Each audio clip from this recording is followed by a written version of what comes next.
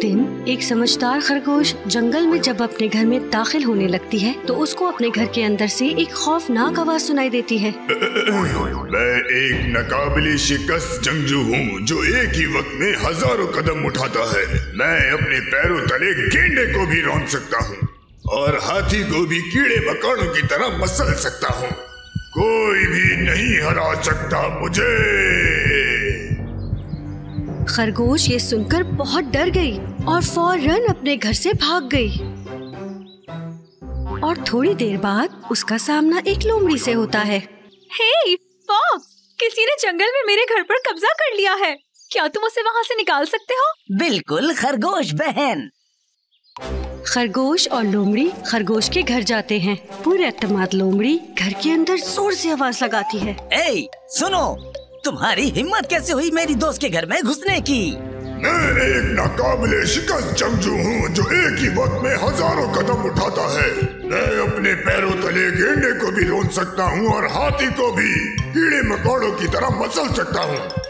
कोई भी हरा नहीं सकता मुझे। लोमड़ी ने इतनी जुर्रतमंदाना जवाब की तवक्को नहीं की थी। वो डर गई। उसे समझ ही नहीं आया कि वो क्या करे। माफ करना खरगोश बहन, मैं किसी ऐसे का मुकाबला नहीं कर सकता जो हाथी को भी कुचल दे। लोमड़ी के भाग जाने के बाद खरगोश और भी ज्यादा डर गई और उदास होकर जंगल में इधर उधर घूमने लगी और आखिरकार उसका सामना एक गेंडे से होता है। हे गेंडे, कोई जंगल में मेरे घर में घुस गया है जिसे मैं नहीं जानती और मैं बाहर भी नहीं निकाल पा रही। क्या तुम मेरी मदद करोगे? बिल्कुल मदद करूंगा मैं। चलो, मुझे अपने घर लेकर चलो। खरगोश गेंडे को अपने घर के सामने लाती है। सुनो, तुम्हारी हिम्मत कैसे हुई मेरी दोस्त के घर में घुसने की? जरा बाहर आओ, अपनी शक्ल दिखाओ। मैं एक नाकाबिले शिकस्त जंगजू हूँ जो एक वक्त में हजारों कदम उठाता है। मैं गेंडे को भी अपने पैरों तले रौंद सकता हूँ और हाथी को भी कीड़े मकोड़ों की तरह मसल सकता हूँ। कोई भी हरा नहीं सकता मुझे। लेकिन गेंडा भी उससे डर जाता है और समझ नहीं पाता कि क्या करे। खैर खरगोश, मुझे याद आया कि मेरा डेंटिस्ट से अपॉइंटमेंट है। मैं भूल गया था। मुझे अभी जाना होगा। बाय। जब एक बड़ा गेंडा भी खरगोश की मदद ना कर सका तो प्यारी खरगोश फिर से जंगल में निकल पड़ती है और इस बार उसका सामना एक हथनी से होता है। हे हथनी, मैं बहुत परेशान हूँ। क्या तुम मेरी मदद कर सकते हो? क्या तुम उस अजनबी को मेरे घर से निकाल दोगे? परेशान मत हो मेरी प्यारी खरगोश, मैं मदद करूँगी। चलते हैं। खरगोश हथनी को अपने घर के सामने लेकर आती है। हे सुनो, तुम्हारी हिम्मत कैसे हुई मेरी दोस्त के घर घुसने की? चलो यहाँ से निकलो। मैं एक नाकाबिले शिकस्त जंगजू हूँ जो एक वक्त में हजारों कदम उठाता है। मैं गेंडे को भी अपने पैरों तले रौंद सकता हूँ और हाथी को भी कीड़े मकोड़ों की तरह मसल सकता हूँ। कोई भी मुझे हरा नहीं सकता। हथनी बहुत खौफजदा हो जाती है, यहाँ तक कि उसकी सूंड भी कांपने लगती है। प्यारी खरगोश, माफी चाहती हूँ, मगर मैं नहीं चाहती कि कोई मुझे मसल दे। हथनी खरगोश को छोड़कर अपने घर वापस चली जाती है और उस वक्त एक छोटा सा मेंढक खरगोश के पास से गुजरता है। हे मेंढक, इस जंगल में कोई जानवर मेरी मदद नहीं कर सका। प्लीज उस अजनबी को मेरे घर से बाहर निकाल दो। हाँ बिल्कुल खरगोश मेरी बहन, मुझे अपना घर दिखाओ। खरगोश मेंढक को अपना घर दिखाती है। हे सुनो, अगर तुम फौरन मेरी दोस्त के घर से बाहर नहीं आए तो मैं तुम्हें घसीट कर बाहर निकाल दूंगा। करीब मत आना। मैं एक नाकाबिले शिकस्त जंगजू हूँ जो एक वक्त में हजारों कदम उठाता है। मैं गेंडे को भी अपने पैरों तले रौंद सकता हूँ और हाथी को भी कीड़े मकोड़ों की तरह मसल सकता हूँ। कोई भी मुझे हरा नहीं सकता। अब मेरी बात जरा गौर से सुनो। मैं एक चिपचिपे पाँव वाला मेंढक हूँ। मैं छलांग लगाकर तुम्हारे सर पर बैठ जाऊंगा और कई दिनों तक तुम्हें तंग करता रहूंगा। हिम्मत भी मत करना, प्लीज तुम मुझसे दूर ही रहो। तो फिर बाहर निकलो अभी। मेंढक की बहादुर पुकार और खरगोश की नापसंदीदा मेहमान की आवाज सुनकर सारे जानवर एक साथ जमा हो जाते हैं, ये देखने के लिए कि ये नाकाबिले शिकस्त जंगजू कौन था। जल्दी करो, मुझे और कितना इंतजार करवाओगे? मैं 3 तक गिनूंगा। 1 2 मैं आ गया, मैं यही हूँ। सबने इर्द गिर्द देखा लेकिन कोई नजर नहीं आया। कहाँ हो तुम? मजीद कोई चालाकी नहीं। इधर हूँ मैं, तुम्हारे कदमों के पास। ये मैं हूँ कनखजूरा। सारे जानवर हंसना शुरू हो गए जब उन्होंने एक कनखजूरे को देखा। जंगल के सभी जानवर बहुत ज्यादा हंसे कि इतनी ताकतवर आवाज एक छोटे से कनखजूरे से निकल रही थी। लेकिन उनको हमेशा से यकीन था कि इस जंगल के कुछ जानवरों के पास हैरत अंगेज ताकतें हो सकती हैं। मैं एक नाकाबिले शिकस्त जंगजू हूँ।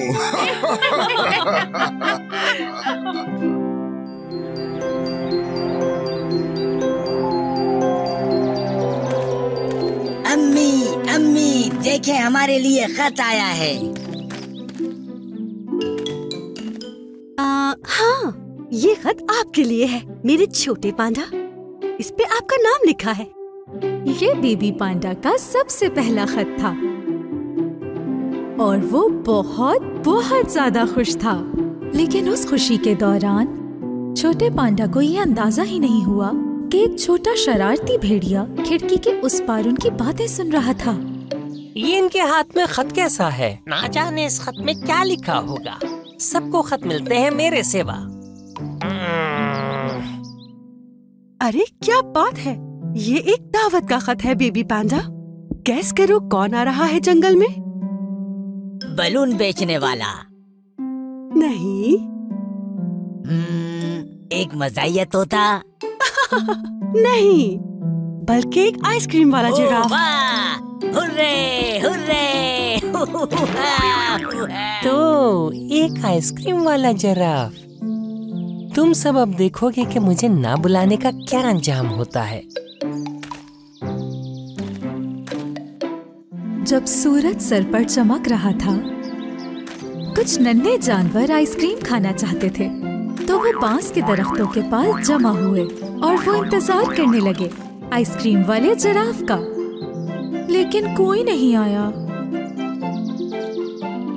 मैं इंतजार करते थक गया हूँ। आखिर कब तक आएगा आइसक्रीम वाला जिराफ? वैसे क्या हम सही जगह पर इंतजार कर रहे हैं? यही आना था ना उसको? हाँ बिल्कुल, हम सही जगह पर हैं। उसे वाकई यही आना चाहिए था। कुछ देर बाद ही आइसक्रीम वाला जिराफ उन नन्हे जानवरों के पास अफसरदा हालत में आया, लेकिन उसके साथ कोई आइसक्रीम की गाड़ी नहीं थी। सॉरी दोस्तों, आप लोगों को मेरा इंतजार करना पड़ा, लेकिन मेरी आइसक्रीम की गाड़ी गुम हो गई है। आज सुबह ही जब मैंने अपनी आइसक्रीम वाली गाड़ी निकाली और फिर मैं तुम लोगों के पास आने लगा, तो जब मैं सेब के बाग से गुजर रहा था तो मैंने सोचा कि एक सेब ही खा लूं। तो उस वक्त मैंने वहां से एक लाल सेब खाया। फिर जब मैं वहां से रवाना होने लगा तो तब मैंने क्या देखा? मेरी आइसक्रीम वाली गाड़ी अचानक से गायब हो गई। मैंने अपनी गाड़ी को हर जगह ढूंढा, लेकिन वो मुझे कहीं नहीं मिली, कहीं भी नहीं। उदास मत हो आइसक्रीम वाले जिराफ, हम आपकी मदद करेंगे। हाँ बिल्कुल, हम मिलकर आइसक्रीम वाली गाड़ी ढूंढ लेंगे। क्या वाकई? वो सारे नन्हे जानवर उसकी गाड़ी ढूंढने सेब के दरख्त की तरफ चल पड़े और उसी वक्त शरारती भेड़िए ने वो आइसक्रीम की गाड़ी अपने गार में छुपा दी और वो अपने घर में सारी आइसक्रीम्स मजे लेके खाने लगा। यम यम यम। ओह, ये सब मेरी है, सिर्फ मैं ही आइसक्रीम खाऊंगा। छोटा पांडा जो अपने दोस्तों के साथ उस गाड़ी को ढूंढ रहा था, उसने सबको मैग्नीफाइंग ग्लास से पहिए के निशान दिखाए। यहाँ देखे दोस्तों, आइसक्रीम वाली गाड़ी के पहियों के निशान। चलो चलो चलो, जल्दी चलो। निशान एकदम खत्म हो गए जब वो लंबी घास के पास पहुँचे। ओह, अब हम क्या करेंगे? दोस्तों, मुझे खुशबू आ रही है। क्या तुम लोगों को आ रही है? जैसे कि स्ट्रॉबेरी। हाँ बिल्कुल दोस्तों, मैं अच्छी तरह जानता हूँ कि ये उसी की खुशबू है। छोटे पांडा और उसके दोस्तों ने स्ट्रॉबेरी आइसक्रीम का निशान दरख्त के तने पे देखा। मुझे लगता है हम सही रास्ते पर जा रहे हैं। चलो आगे चलते हैं। कुछ देर तक पांडा और उसके नन्हे दोस्त उस खुशबू का पीछा करते रहे, लेकिन जैसे ही ये सब एक दलदल के पास पहुँचे तो स्ट्रॉबेरी की खुशबू खत्म हो गई और उसकी जगह मिट्टी की खुशबू आने लगी। हम इतनी दूर चलकर आए हैं, लेकिन आइसक्रीम की गाड़ी कहीं नजर नहीं आ रही। आहा, दोस्तों ये देखो, ये क्या है? यहाँ कीचड़ में पहियों के निशान हैं। हाँ, लेकिन ये पहियों के निशान नहीं है, ये किसी और चीज के निशान है। बल्कि ये तो पंजों के निशान है।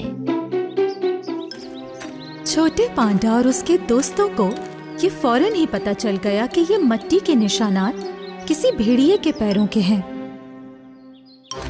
और फिर उन निशानात का पीछा करते करते वो उस घाट तक पहुंच गए।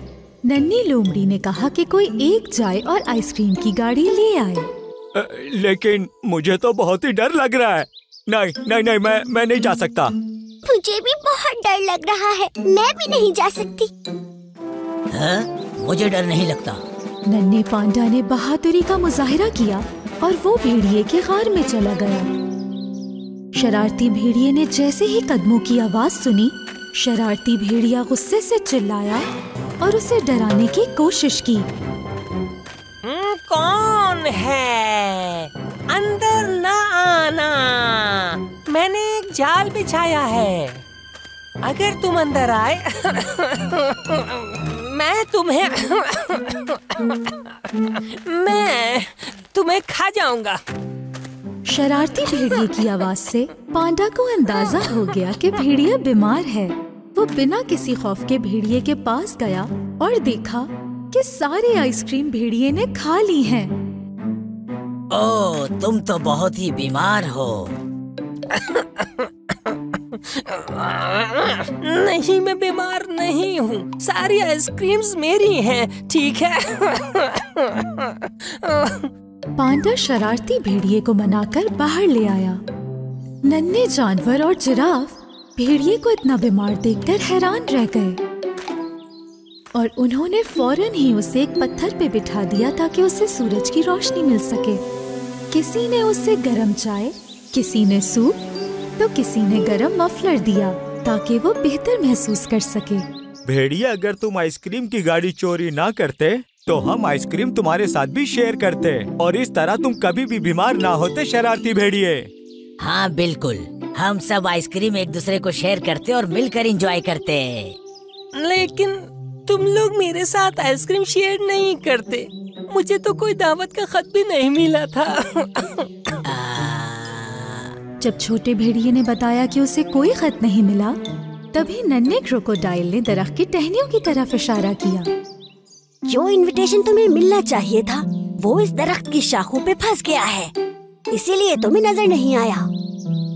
मैं देखता हूँ कि ये दावतनामा किसका है। आखिर पोस्टमैन यहाँ क्यों छोड़ कर गया है? अरे वाह, इस पर तो तुम्हारा नाम लिखा है। उस दिन के बाद से नन्हा भेड़िया सबका दोस्त बन गया और अपने दोस्तों के साथ अच्छी तरह पेश आने लगा, क्योंकि वो ये बात जान गया था कि जंगल की जिंदगी में सबसे अहम चीज दूसरे जानवरों से दोस्ती और यकजहती है।